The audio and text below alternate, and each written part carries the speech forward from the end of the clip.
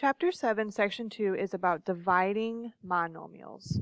So in the previous section, we went over how to multiply monomials, and I talked about a couple of different properties with you guys. We talked about the product of powers, when you were just multiplying like bases, that you add the exponents. And then we also talked about the power of powers, which is when you had something with an exponent raised to an additional exponent, and how the shortcut there was that you had to multiply those. Now we're going to get into dividing monomials.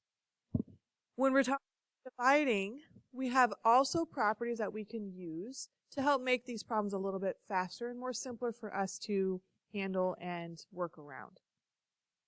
When I'm dividing by something, you saw me in the last section when I was multiplying, expand out the terms that we were dealing with. I'm going to do the same thing here with dividing so I can just show you how it works, like how do they get the property and how did they get the shortcut that they're using. So what we did here is I have 2 to the 7th power over 2 to the 4th, and then I also have an example with letters, t to the 4th over t to the 3rd, okay? Now, remember when we have a number or a letter raised to the exponent, that just means that you're taking that number times itself multiple times.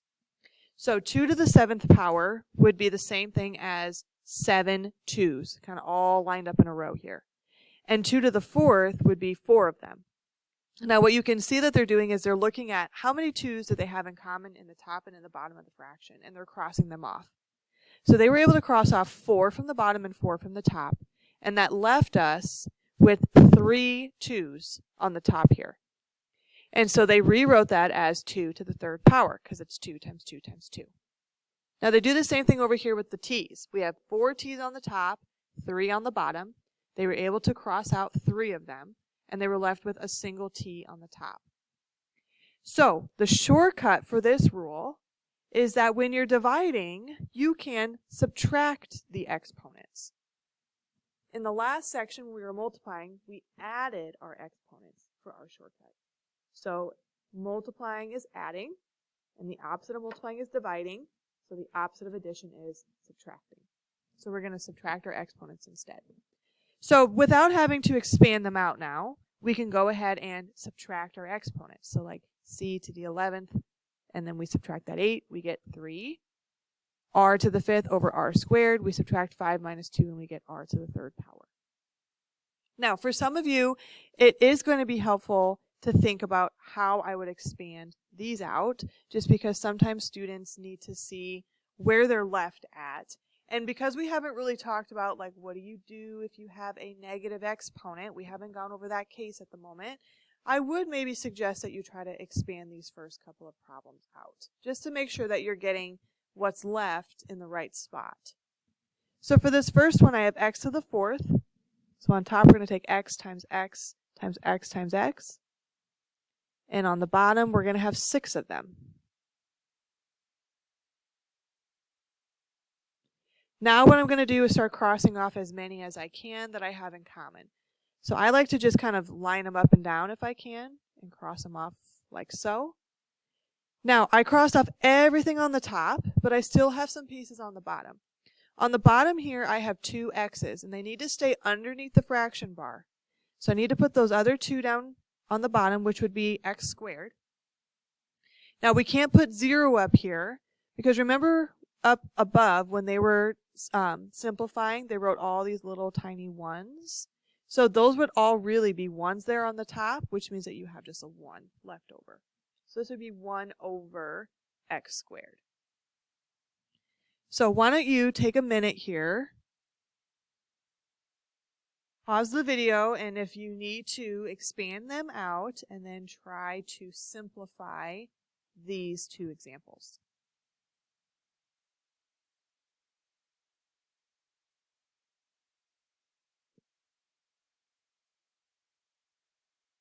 So for this first one, I have 2 and then 5 x's. On the bottom, I have a 4 and then 3 x's.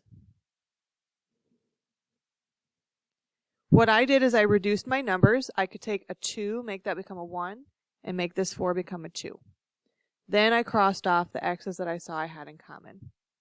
And what I was left with then on top is a 1 and 2 x's, so 1 or just x squared. And then on the bottom, I just had a 2 left over, so that one simplifies to x squared over 2. For this one over here, if you expanded it out, you should have had 7 x's on the top and on the bottom.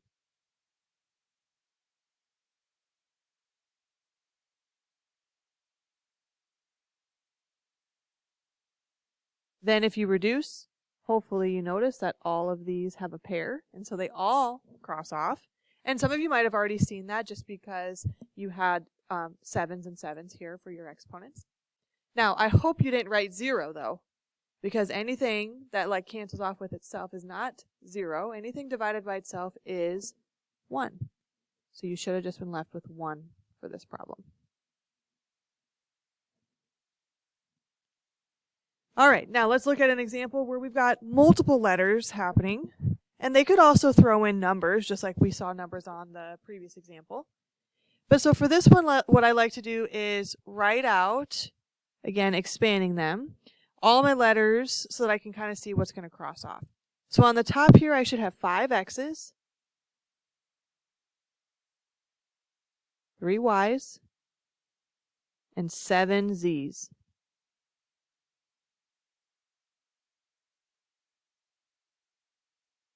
On the bottom, we should have 2 x's and 6 y's.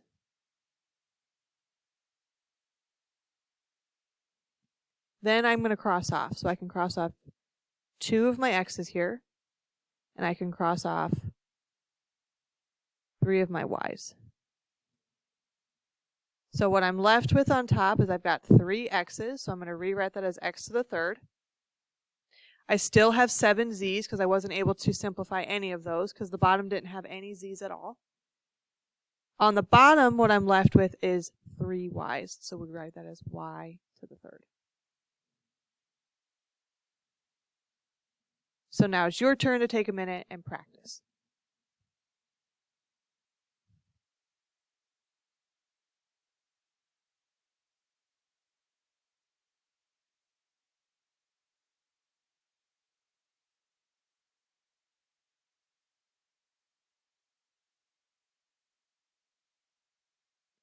So for this one, I expanded them first.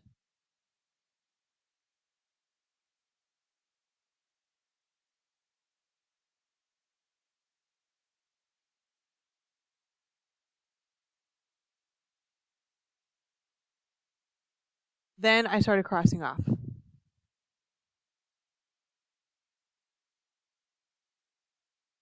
What I was left with on top is still a 2, and I had a single b left. On the bottom, I had 2 a's left, so a squared.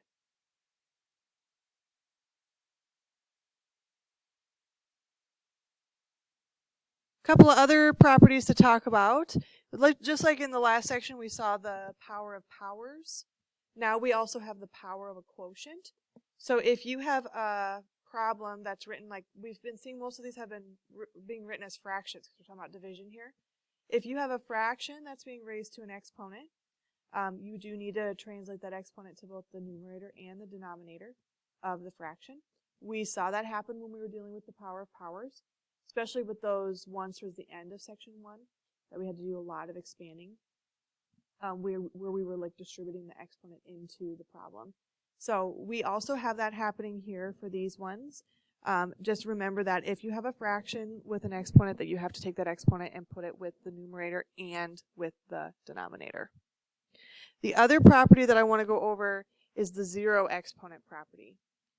Any time something is raised to a 0 as an exponent, it's always going to equal 1. We actually could have seen that happening up above, so I'm going to scroll back up for a minute here on this problem here. If we had used the shortcut where we did 7 minus 7, this would have been x to the 0 power, which this new property says anything raised to the 0 power is 1. So we actually have already seen this happen before. So for these couple of properties here, anytime you have something raised to the 0 power, so they're giving you a couple of different scenarios here, it's always going to equal 1. So for example, you could have something really complicated, like this big fraction here. It's got a whole bunch of pieces, numbers, letters, all these exponents. But if you notice, everything's in parentheses, and it's all raised to that 0 power. This is just going to become a 1. Now, not everything in a problem is always going to be raised to the 0 power. If you have a single term, like in this next example, that's raised to the 0 power, so this z is the only thing that has the 0 exponent, you can basically just kind of cross that term off because it's just going to become a 1, and that 1 is just going to multiply to the rest of the thing, so it's not really going to matter or affect anything here.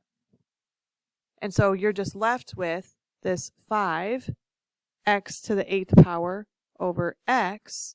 Remember, this is x to the first. If we use that shortcut now, I could take 8 minus 1, which would be 7, and I'm left with 5x to the 7th power then. Or again, you could have written out 8 x's, crossed off one of them from the top with the 1 on the bottom, and you would still get 5x to the 7th power. Okay, so why don't you guys practice?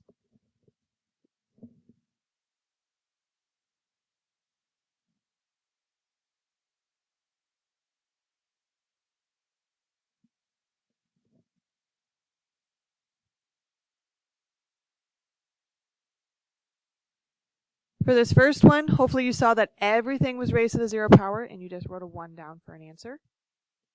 For this next one here, I don't have to worry about that y to the 0 power, so I just kind of cross it off.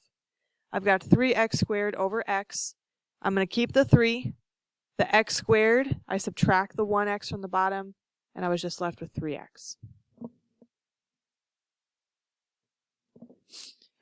Now, we talked a little bit earlier, like I kind of alluded to the fact that I really wanted you to spend time, expanding these out. And the reason for that is because we hadn't talked about negative exponents. Okay, but that's what I want to talk about now. What do you do if you have a negative exponent? So if you have a negative exponent, we can't leave it negative. Okay, we can't have it stay in the negative with that exponent. We have to fix that. So negative exponents are basically telling us that they're in the wrong spot on the problem.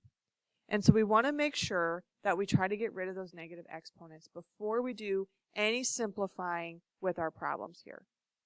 For example, if I had 2 raised to the negative 4 power, I'm going to drop that to the bottom of the fraction. So it's 1 over 2 to the positive 4th power here.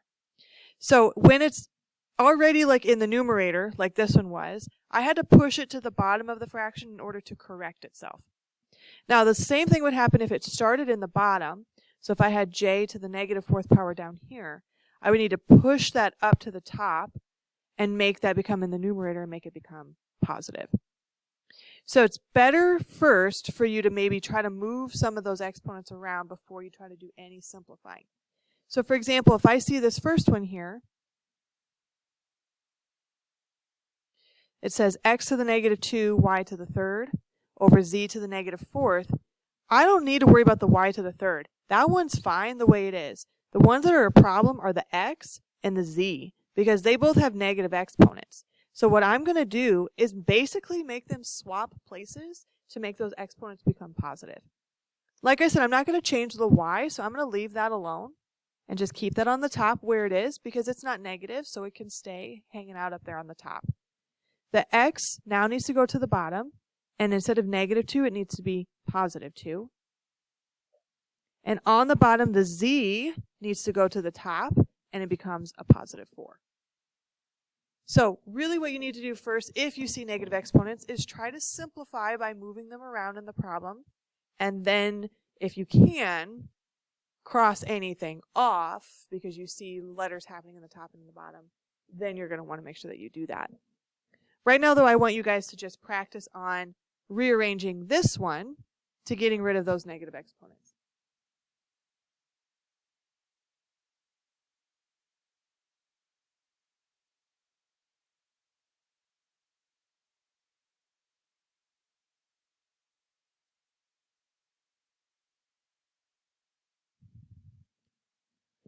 So for this one, the x is fine, and the z is fine. The y is not. The y is the problem because it has the negative exponent. So y needs to go to the bottom. And I put it in front of the z because, again, I like to keep my letters in alphabetical order. We talked about that in section 1. You want to try to keep those letters in alphabetical order like that. So that's the only one that you should have moved on that one.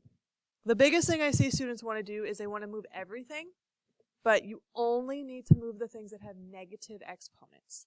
If it's a positive exponent, it's fine. Just let it be. If it's got a negative, though, you do have to switch it.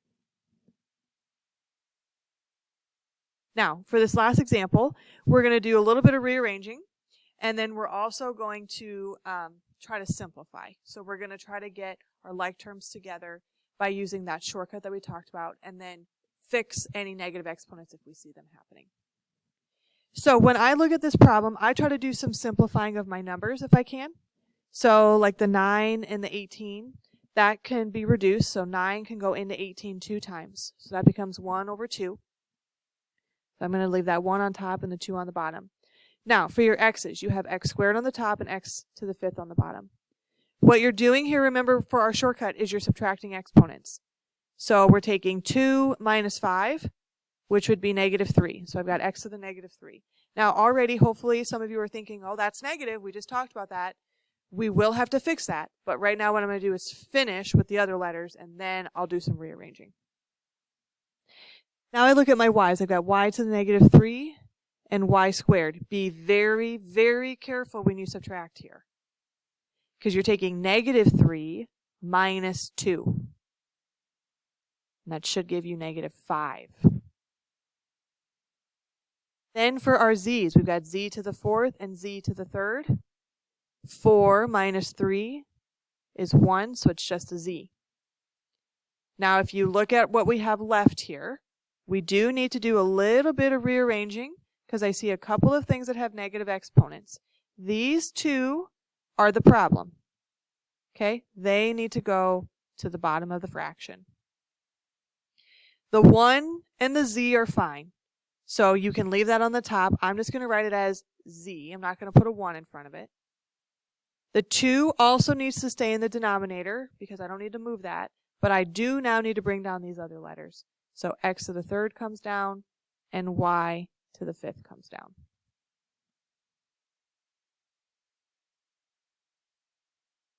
Now I want you guys to practice.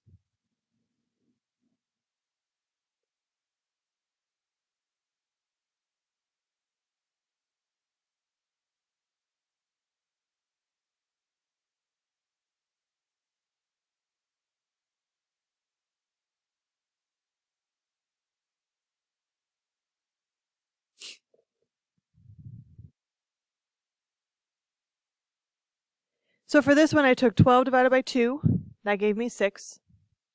For my x's here, I've got x to the 5th and x to the 5th. So that's going to become x to the 0, which is just a 1. So I just cross them off because they don't really affect the problem anymore. For my y, I have y to the 3rd over y squared. 3 minus 2 would just be 1, so that's just a y now. Then for your z, we have negative 2 minus 3, which would be negative 5. So the last thing I needed to do here is fix this because this is negative, so that needs to move to the bottom of the fraction. The 6y can stay on the top, but the z needs to go to the bottom.